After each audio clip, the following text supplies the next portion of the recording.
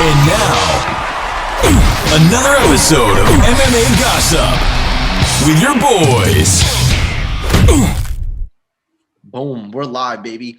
MMA Gossip, episode number 55. It seems like the theme of the past couple weeks in the UFC has been a void, no contest, a push if you're betting, unless you're Peter Yan and you or a Peter Yan better, like our boy Mike over here, hope I'm pointing in the right direction, and you get a fat L on your record. We got updated picks, predictions, betting lines, and more. UFC 261. UFC is returning with full fucking attendance, 15,000 fans in Jacksonville, Florida. Hopefully we can attend. That would be fucking sweet. Dana said he was going to do it. He said he's going to be the first sport back.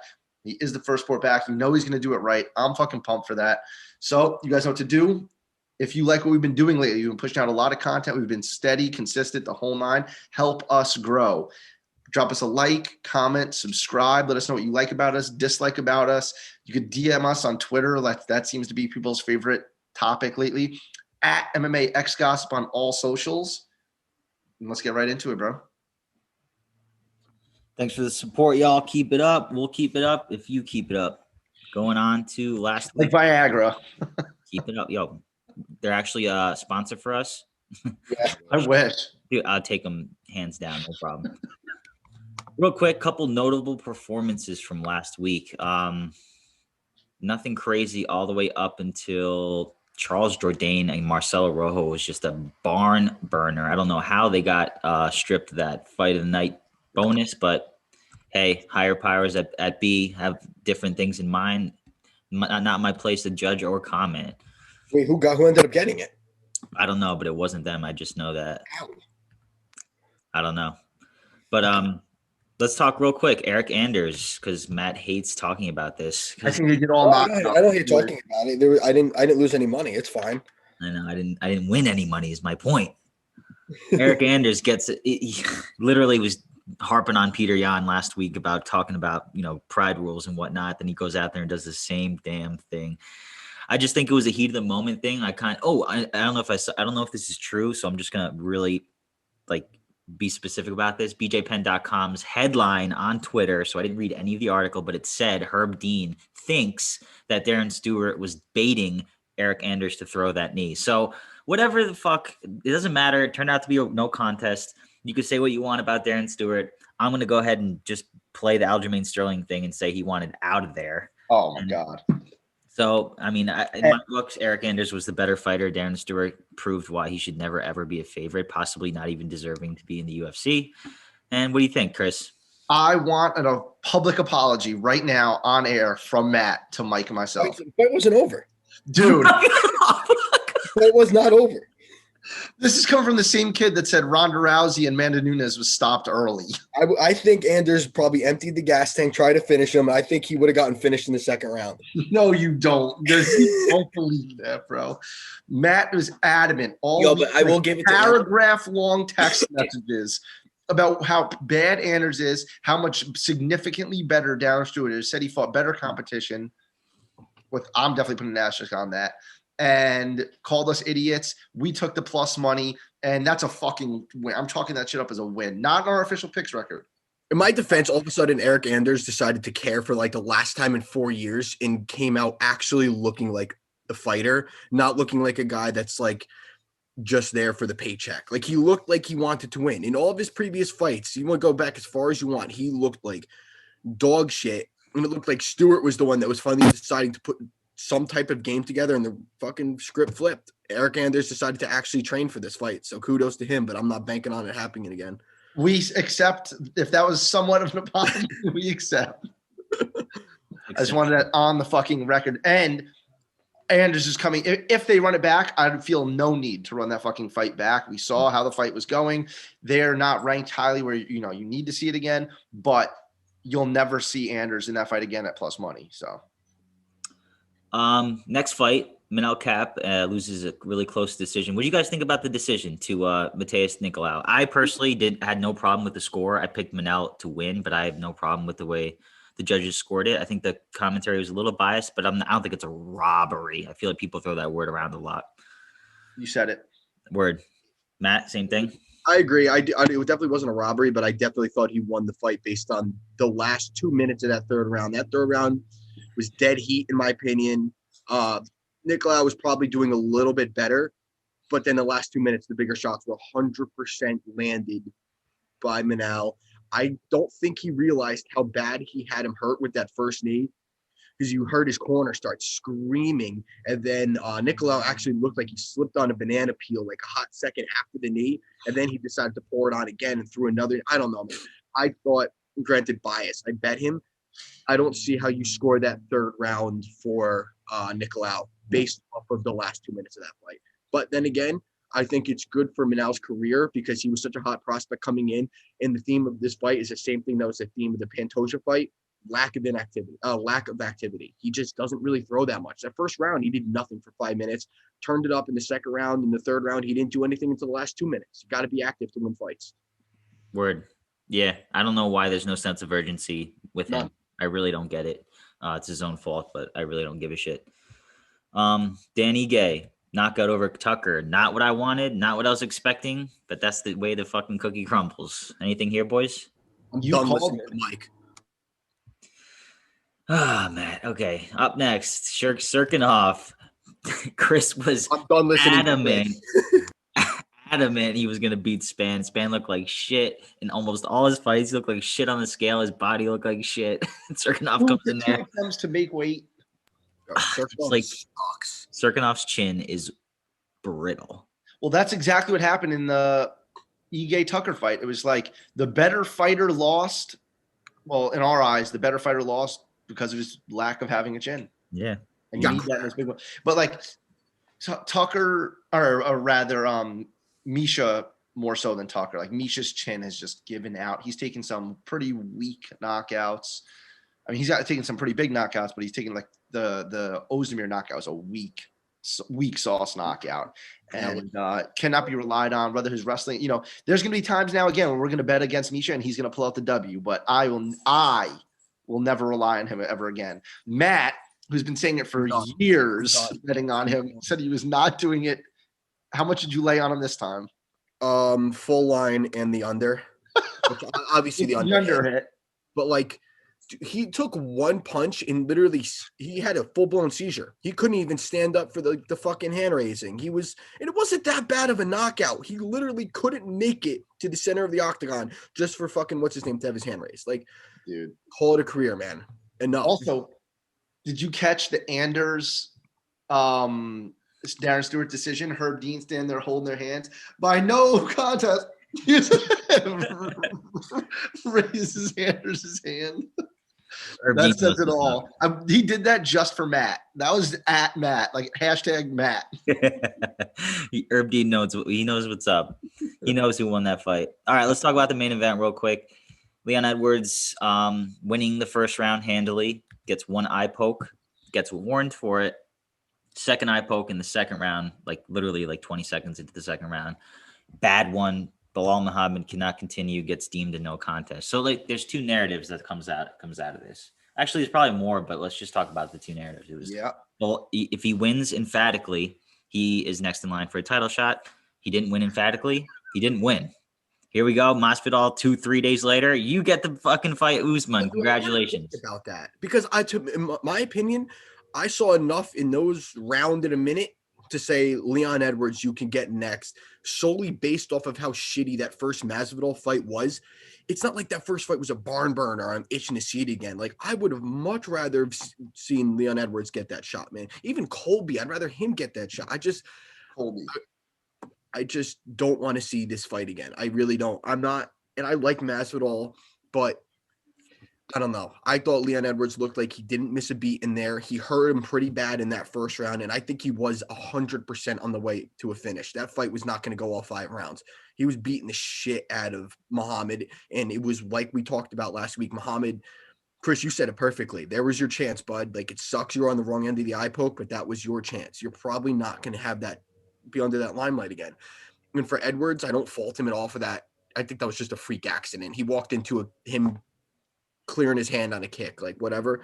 But I'm upset with that decision to have Masvidal fight for the belt now. I'm not upset about it because the fight's going to be sweet. I think that because it's in Jacksonville, which is Florida, I mean, granted it's northern Florida, but Miami, Masvidal, the whole nine, that he's going to bring a fucking crowd. They're going to sell the fuck out of the arena, 15,000 people, and the UFC has to do it big when you come back. Like, no defense to Leon Scott, aka Rocky Evans, but like, it's just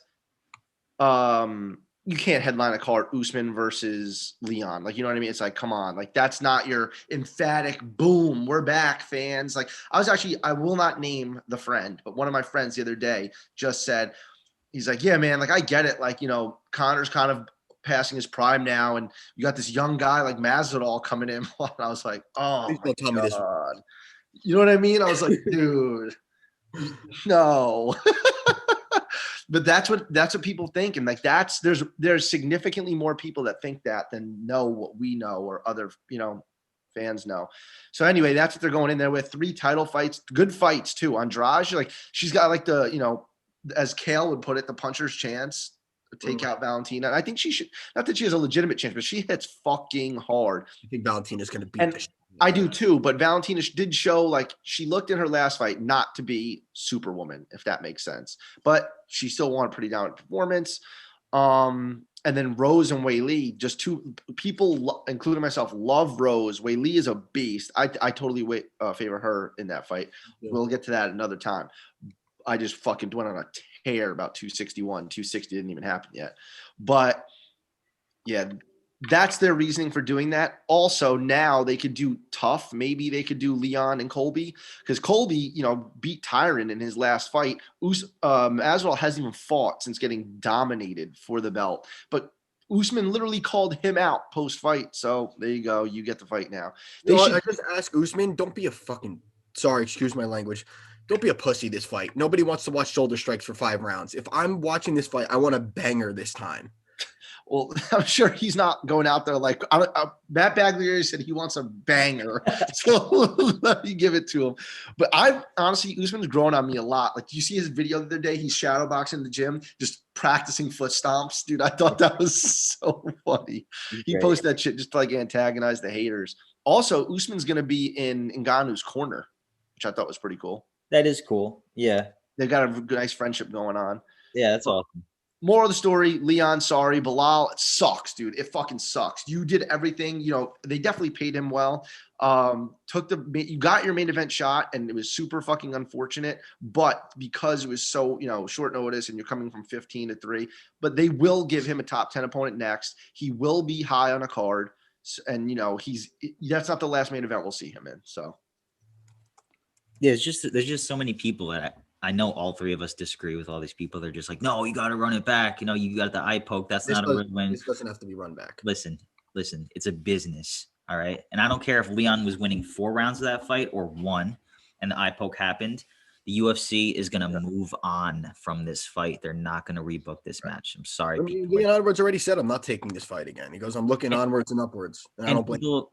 Yeah, and people are blaming Leon like, oh, why you're going to step over Belal like that and you didn't even win? It's like, yeah, of course. If I was Leon and I cut that much weight and I put my dues in and I'm on this kind of win streak and I want to get paid, why the fuck would I want to fight Belal again? Like, people don't understand the business side of the sport, and that's what bothers me. Like, money is driving the sport. Get over it. All right. People I respect on Twitter too are people that I hold highly, like Dan, for example, or Kaposa. They both said, they're like, no fucking need, don't run it back. Like, sucks. Exactly what I said, basically. They shared my opinion. So I was like, okay, I feel good about this. Well, I don't think, yeah, exactly. But we're not necessarily being empathetic. We're also being realistic about it, which is what a business is all about. Right. All right, guys, we're going to talk a little bit about next week's card. Nothing special, just like this previous week's, but a little bit of an appetizer heading into 260. That's what it is. It's literally like, 4:30 p.m. and your stomach's grumbling. So you just eat a little snack that your mom tells you not to eat just in time for the main course of UFC 260. Absolutely. We won't get too full though. We'll make sure we'll have a empty stomach for 260, especially because we're all going to be together doing our podcast together in person together. I can't wait, dude. Yeah, I'm pumped for you guys to come. We All had, to, right. we had to solidify the plan, like days and stuff, and what we're gonna do. But I'm gonna be here for sure. Yeah. I'll have more information next week about which day I'm coming. But Puppies will be here. all right, guys. I think Unfortunate for Ashley.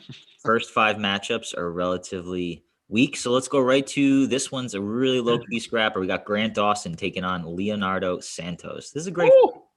Leonardo who? Exactly. Dude's been, undefeated in the UFC since 2013. I'm pretty sure he's on like a 7, maybe 8 fight win streak. I don't think it's 8. But dude, he's 41 years old, still got it, still looks good out there, taking on the surging Grant Dawson, undefeated in the UFC. Is he undefeated? No, I think he has one Dude. loss. One loss. When you said that, so Mike, it's 7, but I just checked. So I was like, wait, it's really long. But when you said that, I was like, oh, maybe I'm wrong. He's on a 7-fight win streak, had a draw with Norman Park, which is bananas because Norman Park is doing God knows what nowadays, and then had a 6-fight before that. So basically 13, hasn't lost in 13 fights. Incredible. 41. And he looked good in his last fight, man, even though he got hit in the balls 100 times. I know when he decides that it's time to show up, like he fights basically once every leap year. He just fucking does the damn thing. So who's getting their first UFC L here, guys? I honestly, I think it's closer than the line indicates. But go ahead, Matt. What do you think? I actually heavily favor Dawson here, solely because in his last fight, I know there was the point deduction, but I even remember you guys saying it too. His gas tank didn't hold up that well in the third round. And the third round did, aside from the nut shots, it did start to get a little hairy. And you could tell, like, his gas tank just wasn't fully there. Is it an age thing? Is it an inactivity thing? Who knows? But if one thing you should get out of Grant Dawson, you're getting the same exact energy and the same pressure for all 3 rounds. And I think the only route to victory Santos has is if he pulls a sub out of his hat. But outside of that, I'm taking Grant Dawson by UD here. I'm with you, dude. I don't need to reiterate whatever everything you just said, but unfortunately for Leonardo, inactivity and father time, it's gonna catch up to you eventually, and I think this is where it does. Yeah, I agree too. I definitely favor Grant here. I just think the line is I don't know. Leonardo's just somehow is just the ageless wonder. Holy fuck. You got it. But yeah, I do. James Krause in his corner. I got to give him a master game plan. Calf kicks, 1-2, couple takedowns. He'll get that UD. I think. Yep. Moving on. Wow, this card is brutal, guys.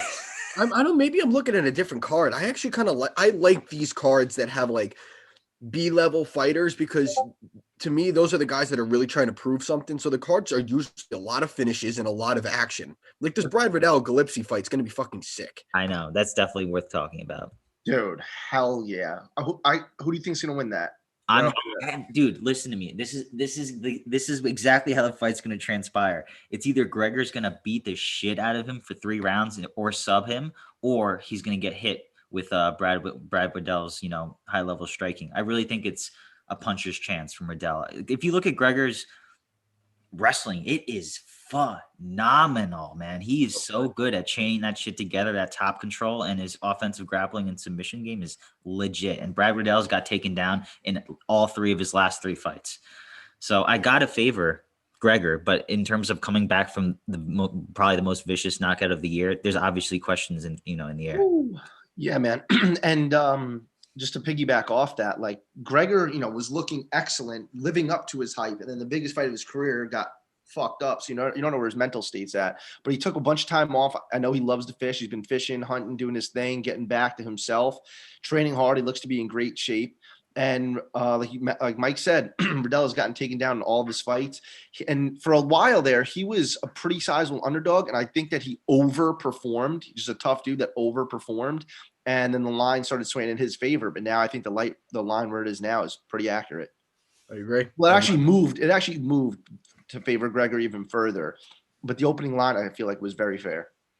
I'll need to reiterate everything they said. I'm not worried about Gillespie's chin here because the strike that knocked him out would knock out anybody on this fucking planet. It has nothing to do with having a weak chin at all. And I think he took more than the appropriate amount of time to recover. I think he comes back strong, and I think he comes back showing everybody why he got that Kevin Lee fight in the first place, and hopefully he gets right back on track here because he's a problem for that whole division.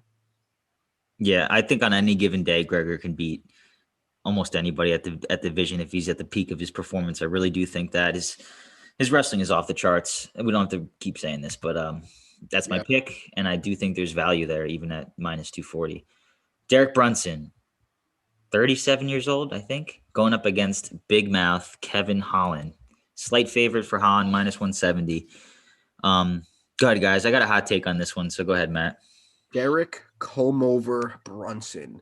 Blondie. Dude, so I know what Mike's hot take is going to be because it can only be one thing if you're talking about Derek Brunson.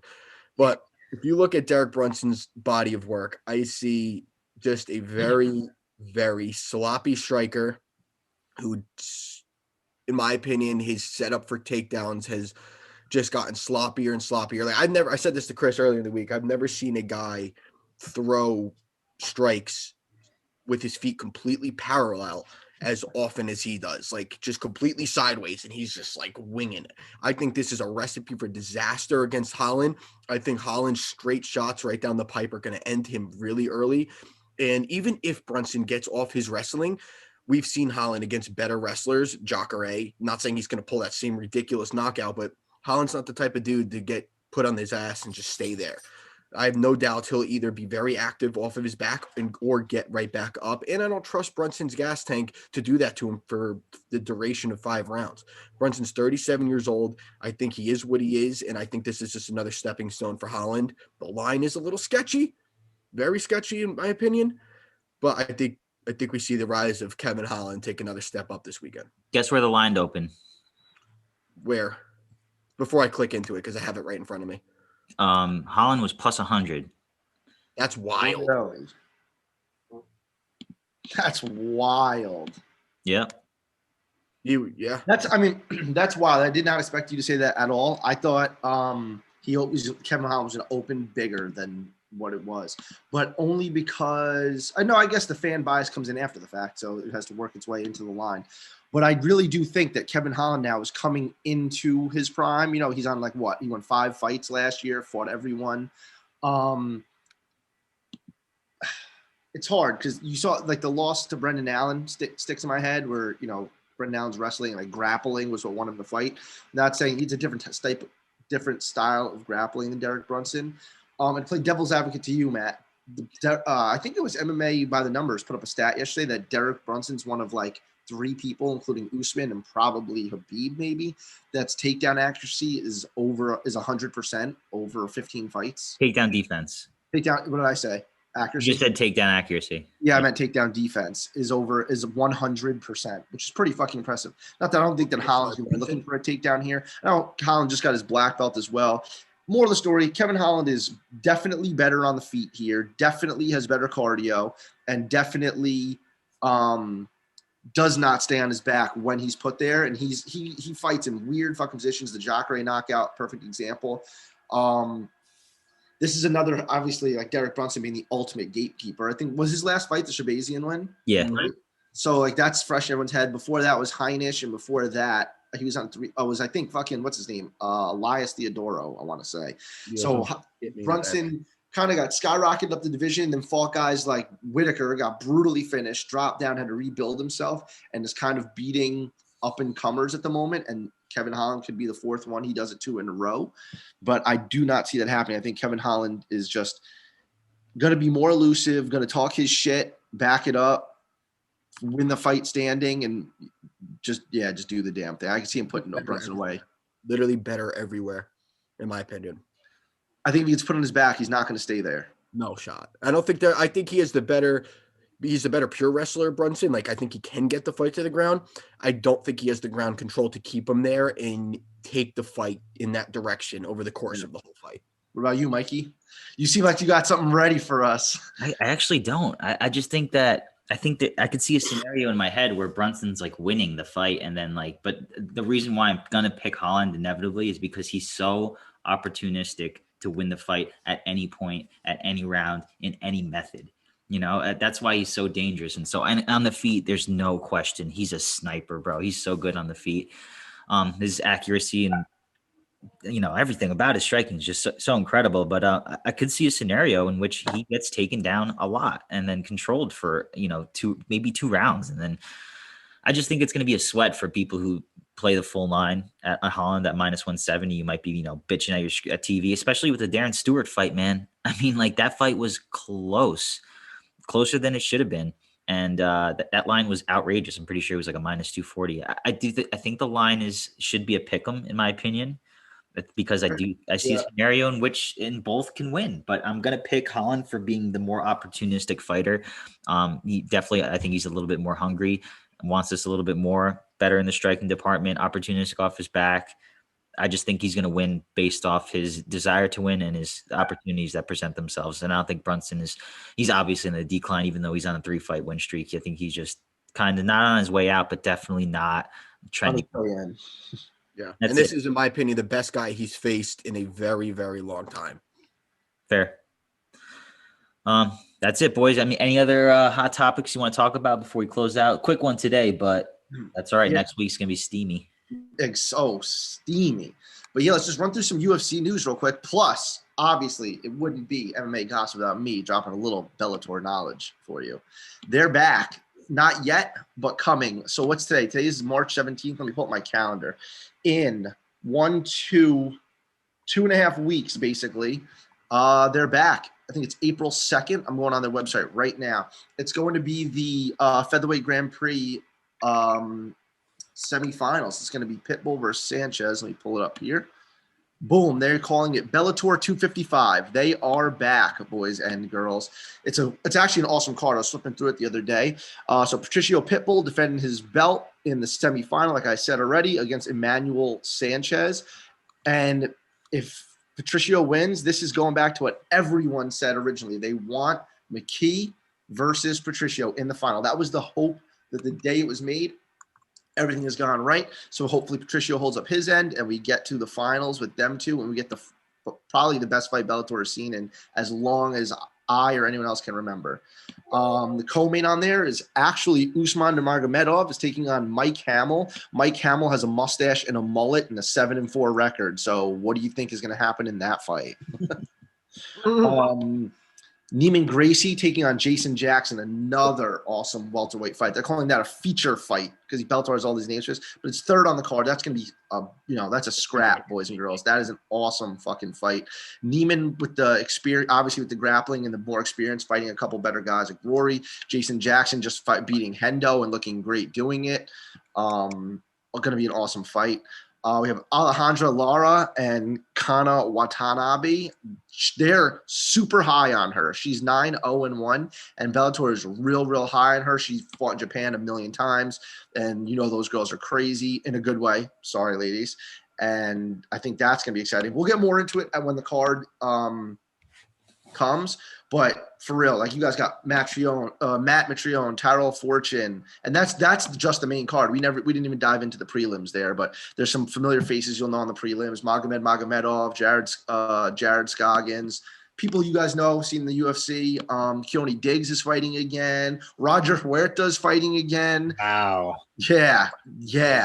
So it's gonna be Bellator is doing pretty well for their first card back, and then they'll have the light heavyweight Grand Prix coming up with Machida, Bader, and fucking Nemkov and Phil Davis and Matt's favorite fighter, Corey Anderson. Just we'll have a bunch going on from the Bellator world. So stay posted for that. Chris, tell me your hot take on Nemkov and Phil Davis and why you think -159 is a steal. Well, dude, I know nothing about betting lines, as you know, but they fought already, and Nemkov won, and Nemkov wasn't really established yet. They went to a decision. It was a split decision, but Nemkov wasn't Nemkov yet and has gone on an absolute tear. And the beating he put on Ryan Bader, like, his stock is just going like straight up. He's looked like a killer, and grappling, can't take him down. He can take you down. His striking is on par. He hits fucking hard, and Phil Davis is not getting any younger. I'm not sure how old he is. He's got to be in his mid to late 30s, and he's definitely in the later years of his Bellator tenure. So I was looking, I was like, I wonder what the line would be. And I saw it was minus 159. I was like, holy smokes. So I think once the fight that's not till mid-April. So I think I'm a month ahead of the line. So we'll see if it gets any closer. I actually might take it because of you, Chris. Yo, so just real quick, I'm looking at the what odds mean and what that translates in terms of percentage. So like a minus 159 implies a 62% chance of winning. So you're saying that he has a way better than 62% chance of winning this fight? Yeah. I definitely think so. I agree. Phil Davis, though, to his credit, has done pretty well for himself lately. He's beaten guys like Liam McGeary, who was the long-standing Bellator light heavyweight champion. But then you look at his last fight, because like I said, Nemkov's striking is pretty fucking legit. Granted, it's a different style, but he just went to a split decision with Lyoto Machida, who, Lyoto Machida is well past his prime. And he's fighting got like Liam McGeary again, but Liam McGeary's kind of been exposed. And his last loss is to Nemkov. He fought Carl Albertson. I forgot about that fight, actually. That was on the Mir Nelson card. And he won that fight, but went 3 rounds. Linton Vassell, Leo Light. It's just he's not fighting the guys that Nemkov's been fighting lately and hasn't been beating them decisively like he should be. So I just see him kind of leaning, and Nemkov is 28, hungry, and is the champion. You know what I mean? Like the champion coming in at 159, I'll take that shit all day. Word, I agree. Any other news, fellas? Good on my end. Getting ahead of myself here, but what do you guys think about whatchamacallit? Volkanovski saying he hits like a middleweight before the Ortega fight. Just pump your brakes, children. Not yet. And what about, all right, so Holloway has to fight the winner of that, right? Or breaking news in the MMA world, does he fight Henry Cejudo? I don't know. I think that's awesome if they can set something like that up, because I love Cejudo. I want him to come back more than fucking I want to breathe air. Dude, Matt's going to be a Cejudo fan when he comes back. No, I won't. I'll never flip. I flip on a lot of guys. Like I like Leon Edwards now, kind of. I will never like Cejudo. I think he's a F word. I think he's so corny. It's not even corny. Like Colby's corny's funny. Like this guy is just corny. No one wants to be the I told you so guy, even though me and Mike told you so about Eric Anders this past weekend. But the biggest I told you so ever was you and Mike, because I was in the Bahamas, so I'm reading the text very delayed, was Cejudo and Marlon Moraes. I've never seen you guys be so absolutely positively divided on one fight. And Matt, you rolled, I remember you saying you rolled all of your winnings on the entire night into Marlon Moraes. Yep. No comment. Cejudo is a legend, dude. I want to see him come back for the right fights. I think he's doing it right, man. I think so too, man. If he can somehow super relevant, and he's calling out big names, big fights, willing to fight pretty much fucking anyone that's that relevant. Good for fucking him, dude. And he'll get paid if he does it. So exactly. If he could somehow finagle that 145 pound, I think the most ideal situation for Cejudo is if, and I'm hoping that for this scenario, is Volkanovski beats Ortega, because I'm not high on Ortega, even though over that Korean zombie. But I think if he could finagle a fight with Volkanovski and win, and he's a quadruple C at this point, that is just insane. Because I think he stands the best chance to beat Volkanovski as opposed to Holloway. Holloway is just because his height, his height and his output and stuff. It's just like that he could really put it on him. Max, yeah. Because remember, not too long ago, Max had a hard time making 145. Yeah. I mean, he always looks like shit on the scales. He never really looked great on the scales. He always looks like a skeleton. And would not be you guys if Mike says he really thinks Volkanovski's to win. Matt says he wants Ortega. This is different though. This is like more of a fan pick. I just don't like Volkanovski. I don't think he's a champion right now. I don't think you beat Max in the last fight.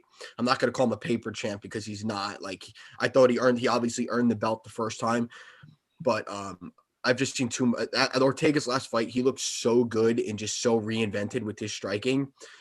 Couple that with his jiu-jitsu, I think he's going to be a big problem.